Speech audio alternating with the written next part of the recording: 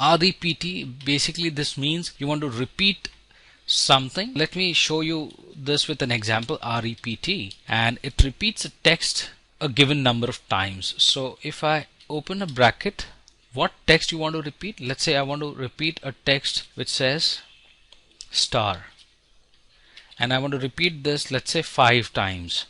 We can expect thus that stars will, or asterisk sign will come 5 times. So it can be used with various text as well.